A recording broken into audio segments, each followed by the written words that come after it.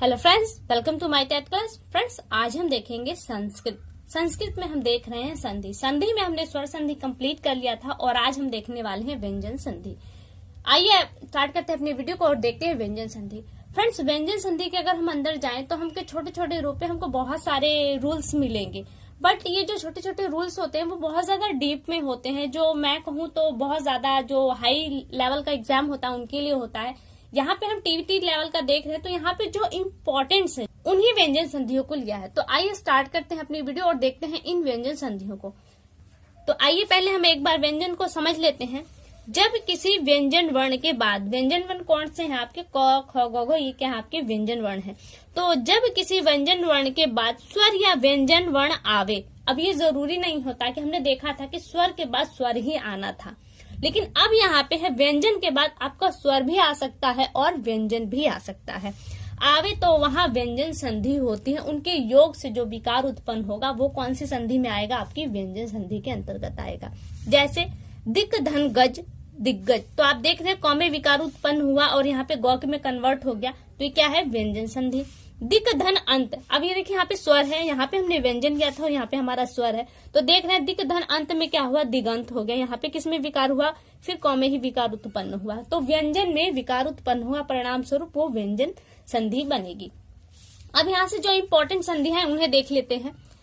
देखिए पहले हम देंगे कि इष्टुत्व संधि। इष्टुत्व संधि का हम सूत्र कहे तो आपका है इष्टो इष्टुनाश्चु, ये सूत्र है। प्रश्न आपसे सूत्र पर भी बन सकता है, आपको ये जिस एग्जाम्पल मैंने जो लिए हैं इस तरह से भी देकर आपसे पूछ सकता है कि इसका क्या बनेगा, पूरा पद दे देगा या दोनों को अलग करना होगा, इस तरह का बनेगा, या सूत्र भी आपसे पूछ सकता है। तो यहाँ पे देखिए इष्टुत्व संधि क्या है। इष्टुत्व संधि में स अथवा तो वर्ग में कौन से, तो थ द ध न, ये आपके तो वर्ग कहलाते हैं। पदांत हो और इन वर्णों के बाद स या च वर्ग, जो पदादि यानी कि जो स्टार्टिंग वर्ड होता है इसका, इसे हम पदादि कहते हैं, और यहाँ से जो इसका अंतिम वर्ड होता है वो पदांत कहलाता है। यानी कि स और त वर्ग के बाद यदि स और च वर्ग आवे तो उनके स्थान पे, किसके, स और त वर्ग के स्थान पर स और च वर्ग हो जाता है। बहुत मैथ के तरीके से मैंने यहाँ पे इसे लगाना चाहा है, आपको बहुत अच्छे से समझ में भी आएगा। उदाहरण से समझ लेते हैं। हरीश धन सेते, तो आप देख रहे हैं 100 के बाद हमारा ये 100 आया, तो देखिए 100 के बाद हमारा ये 100 आया, तो क्या कह रहा है, इस 100 का ये वाला 100 बन जाएगा। जैसे हम करते हैं यहाँ पे, अब देखिए हम कहेंगे हरी, अब ये इस वाले 100 का क्या बन जाएगा, आपका ये वाला 100 बनेगा, और कौन सा है, ये आधा बनेगा, तो यहाँ आपका हो जाएगा हरीश, और ये सेते पूरा का पूरा वैसे ही लिख देंगे, हरीश सेते। ठीक है। अब देखिए सत धन चित, अब यहाँ पे तो वर्ग आया हमारा, अब तो वर्ग का क्या होगा, हमारा च वर्ग बनेगा, तो यहाँ पे तो का क्या हो जाएगा, च हो जाएगा। अब देखिए हम तो का च हो जाएगा, च कौन सा बनेगा, वो आधा बनेगा, च फिर पूरा च है, और चित हमारा वैसा का वैसा हो जाएगा, तो अब ये मात्रा यहाँ से चली जाएगी, हो जाएगा सचित। ठीक है। बालस धन चलती, 100 का क्या हो जाएगा आपका, 100 का ये वाला 100 बन जाएगा, तो ये आपका हो जाएगा 1200। 100 कौन सा हो जाएगा, आधा 100 हो जाएगा, और चलती आपका वैसा का वैसा ही रह जाएगा, बालस चलती। देखिए विच्छेद करने पे क्या होता है, आप जो विच्छेद करेंगे चाहे संस्कृत का हो या हिंदी का, उन दोनों शब्दों का एक अलग अर्थ निकलेगा और उन दोनों को जोड़ने के बाद एक और अर्थ निकलेगा, तो ये आपकी संधि हो गई। यहाँ पे ये इष्टुत्व संधि, यानी कि 100 के बाद 100 आवे तो 100 हो जाता है। इष्टो यानी कि ये देख रहे 100 है ना, ये 100 और ये तो वर्ग के बाद अगर ये 100 या च आता है तो उसका 100 या च हो जाता है, यही इसका अर्थ है यहाँ पे। अब देखिए इष्टुत्व संधि देख लेते हैं। इष्टुत्व संधि, इसका सूत्र है इष्टुना इष्टु। अब देखिए यहाँ पे हमने देखा था इष्टो इष्टुनाश्चु, लेकिन यहाँ पे इस्तो नहीं, यहाँ पे समझने के लिए सूत्र को हमको इस्तो लगाना पड़ेगा, हम अपने से यहाँ पे इस्तो लगाएंगे, इस्तो। अब देखिए यहाँ पे ये वाला 100 है और ये वाला तो, इस वाले 100 यानी कि ये देख रहे हैं आप यहाँ पे, ये 100 और तो वर्ग के बाद पदांत है, पद का अंत पदांत में, ये उसके बाद यदि 100 ये वाला 100 या तो वर्ग आता है तो उसके स्थान पर यही वाला 100 और तो हो जाता है, ये आप बताया जा रहा है सूत्र में। अब देखिए इसको उदाहरण से समझ लेते हैं। रामस, देख रहे हैं ये वाला 100 आया है और इस वाले 100 की जगह कौन सा 100 हो जाएगा, आपका ये 100 हो जाएगा। ठीक है, हम लिखते हैं और बाकी आपका जो पद है वैसा ही चला जाएगा। तो राम, अब ये 100 जो देख रहे हैं वो षटकोण सा बनेगा और वो भी आधा। तो हम षटकोण सा आधा ऐसे बनाते हैं क्योंकि इसके बाद शब्द है तो हमको उस पे देना है। फिर क्या होगा, षष्ठ, ये हो गया आपका राम षष्ठ। ठीक है, आगे देखिए अगला है तत् धन टीका। तो हम वैसे ही लिखेंगे और तो के बाद कौन सा वाला है, टो। तो के बाद टो आया है तो उसका टो हो जाएगा। तो के बाद हम टो लगाएंगे, आधा टो, फिर ये पूरा टीका, तट्टिका। ठीक है, ये हो गया हमारा इष्टुत्व संधि। ठीक है, अब हम आगे देखते हैं, अगला संधि देख लेते हैं। अगली संधि हमने यहाँ पे ली है लत्व संधि। लत्व संधि में देखिए क्या होता है, तो वर्गीय वर्ण से परे। अब यहाँ पे थोड़ा सा अलग है क्योंकि मैथ का प्रोसेस यहाँ पे नहीं बैठ रहा था तो मैंने अलग ले लिया है। लत्व संधि यानी कि तो वर्गीय वर्ण, यानी कि तो वर्गीय यानी कि तो थ दो ध वर्ग से परे अगर ल आया हो तो उस तो वर्गीय वर्ण के स्थान पर ल हो जाता है। ठीक है, इसे हम लत्व संधि का सूत्र क्या है, तोरली। ठीक, अब हम यहाँ पे इसको एग्जाम्पल से समझ लेते हैं। विद्युत, पहले वी लिख लेते हैं और द्यू, द्यू। ठीक है, और बोल रहा है कि तो वर्ग से परे अगर ल आया हो तो वर्ण का ल हो जाता है, यानी इसी तो का क्या हो जाएगा, ल बन जाएगा।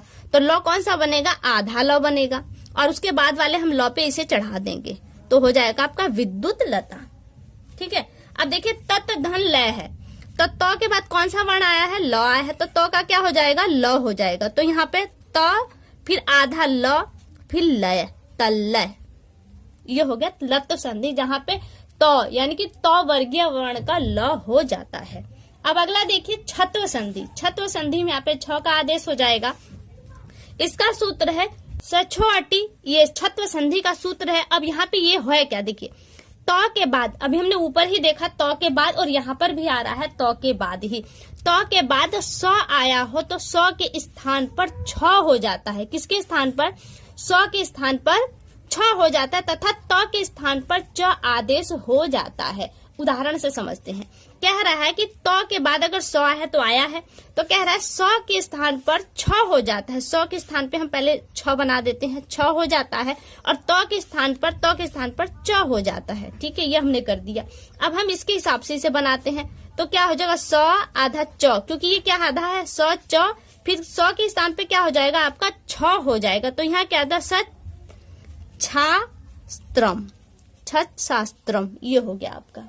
अब देखिए अगला देख लेते हैं तद धन शिव। तो दो का क्या हो जाएगा आपका, दो के स्थान पे हो जाएगा आपका च और स के स्थान पे क्या हो जाएगा, छ आदेश हो जाएगा। ठीक है, अब बनाते हैं तो क्या हो जाएगा, तो आधा च, ये छ पे कौन सी मात्रा है, ई की मात्रा है तो तच्छिव, वैसा ही चला जाएगा तच्छिव, ये हो जाएगा आपका छ।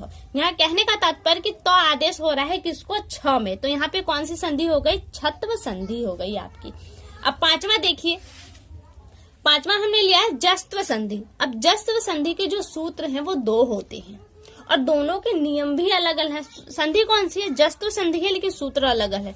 एक आपका है झलाम झस झसी और दूसरा है झलाम झसो अंते। तो जो पहला है झलाम झस झसी में ये अपद है। अपद में हमने देखा कि जब संधि को हम तोड़ते हैं तो दोनों का अर्थ निकलता है, लेकिन अपद है ये अपद। अपद क्यों है, क्योंकि जो आप इसके जो पद हैं ये स्वतंत्र रूप में कोई अर्थ नहीं देंगे, जब तक ये जुड़ेंगे नहीं आपको कोई अर्थ नहीं देंगे, इसलिए ये कौन सी संधि कहलाती है, ये अपद कहलाती है। अब देखते हैं यहाँ पे झलाम झस झसी का देख लेते हैं पहले। जब झल प्रत्याहार, अब झल प्रत्याहार में कौन कौन से है देखिए, झ भ घ ढ ख फ छ ठ त च त क प स, ये क्या है आपके झल प्रत्याहार आते हैं। फिर के बाद अगर झस आए तो झस कौन से हैं, उसी में आगे जाएंगे आप, लेकिन च के आगे नहीं बढ़ेंगे। झस प्रत्याहार है तो उन वर्णों के आवे तो पहले उनसे स्थित, इनमें जो पहले वर्ण स्थित है वो व्यंजन में झस में बदल जाता है, वो व्यंजन। अब यहाँ से समझते हैं, इसको हम बहुत अच्छे से समझेंगे। क्या है, वृद्ध धन ध, देखिए स्वतंत्र रूप में इनका कोई अर्थ नहीं निकल रहा, इसलिए क्या है ये अपद है। ठीक है, अब कह रहा है झल, झल का ध आया हुआ है यहाँ पे और इसके बाद हो रहा है झस आया, तो झस में भी आपका ध आएगा, ये भी आपका आया है। आवे तो पहले स्थित, पहले कौन सा स्थित है, ध स्थित है, तो कह रहा है कि इस ध के स्थान पर व्यंजन जस में बदल जाता है। अब ये ध किस में बदल जाएगा आपका, द में बदल जाएगा। ठीक है, द में बदल गया। अब इसे लिखेंगे कैसे, व्री और द, ये हो गया अब प्लस ध।